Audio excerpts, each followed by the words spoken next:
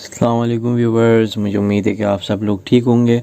जैसा कि जानते हैं आपके आज 31 दिसंबर है, तो सबसे पहले मैं आपको in advance happy new year कहना चाहूँगा।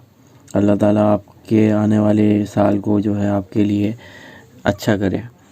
सो let's move on our topic. आज का जो टॉपिक है हमारा है वो एसक्यूएल एक्सेप्ट ऑपरेटर और clause. It is used to filter records when two select statements are being used to select records.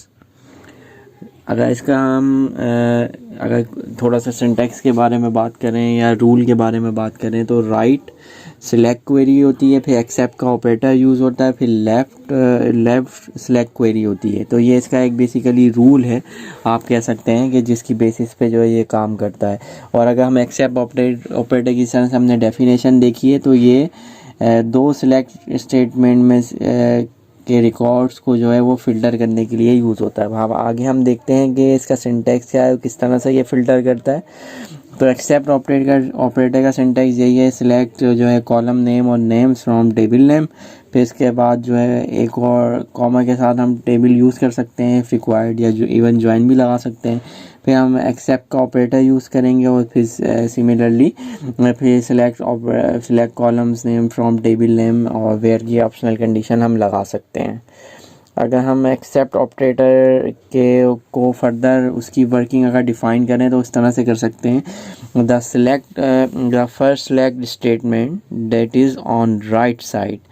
अच्छा, हमारी जो जैसे आपने देखा है कि एटलीस्ट दो सिलेक्ट स्टेटमेंट होनी चाहिए एक्सेप्ट के ऑपरेटर को यूज़ करने के लिए। तो ये कह रहे हैं the first select statement is on the right side that is main query that retrieve the result set from the table name 1 for example, and that retrieve contain values of columns।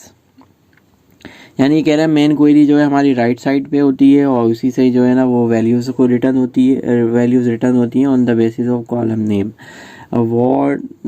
what the except keyword does is that the rows that are retrieved from the second select query statement on the left side। अच्छा, second statement query जो होती है हमारी left side पे होती है, should be removed from the result set obtained after execution of the right side query if present।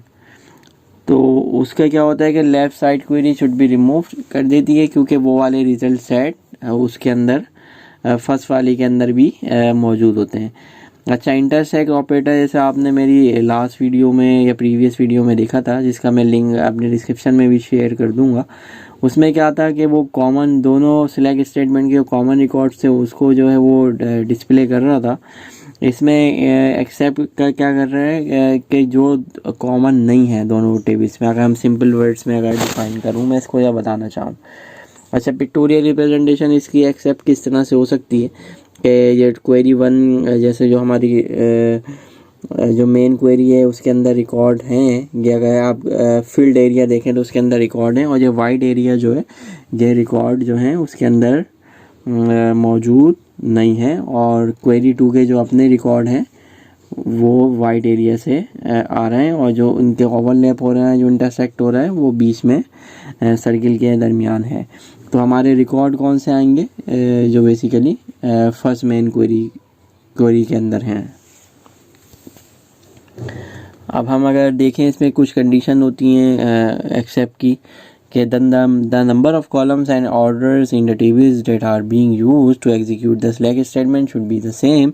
The data type of corresponding columns of both tables involved in the corresponding select queries should be either the same or compatible।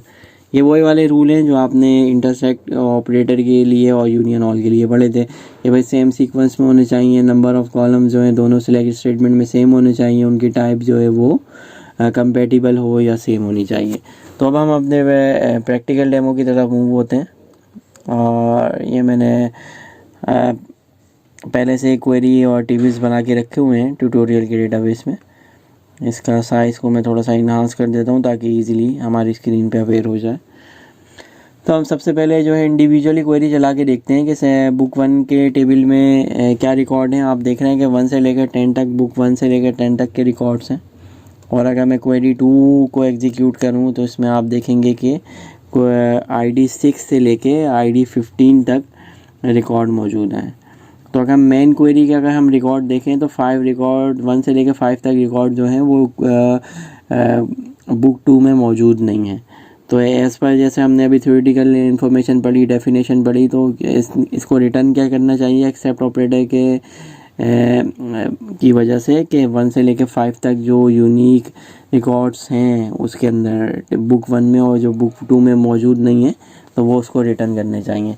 अब हम accept operator के साथ ये query run करके भी देख लेते हैं और फिर देखते हैं कि रिज़ल्ट सेट क्या होता है।